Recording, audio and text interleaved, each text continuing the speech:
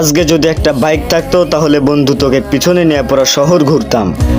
আজকে যদি পকেট ভর্তি টাকা থাকতো তাহলে তোকে দামি রেস্টুরেন্টে গিয়ে খাওয়াইতাম, তারপর ফেসবুকে একটা স্টোরি মারতাম। কিন্তু অর্থ বলেও তো একটা কথা আছে। আজকে আমরা মধ্যবিত্ত, নুন আনতে পান্তা ফুরাই। তাই বলে এই দিন দিন না রে বন্ধু, আমাদেরও সময় আসবে। আমি চাইলেই আমি খারাপ পথ বেছে নিতে পারতাম, কিন্তু আমাদের ফ্যামিলি থেকে আমাদের সেই শিক্ষাটা দেয়নি। অভাবে পড়লে মানুষ কত কিছুই না করে।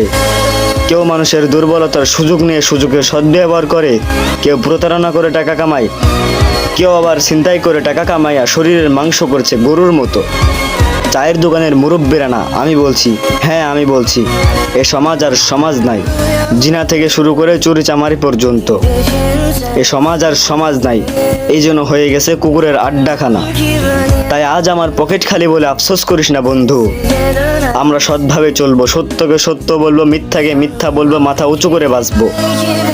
আমাদেরও সময় আসবে, সেই দিন যেই দিন আমার পিছনে বাইক থাকবে, পকেট ভর্তি টাকা থাকবে, মানুষ দেখলে সালাম দিবে। ওই দিন তোকে নিয়ে শুধু শহর না, পুরা দুনিয়াটাই ঘুরে দেখামু ভাই। তুই শুধু একটু দোয়া করিস।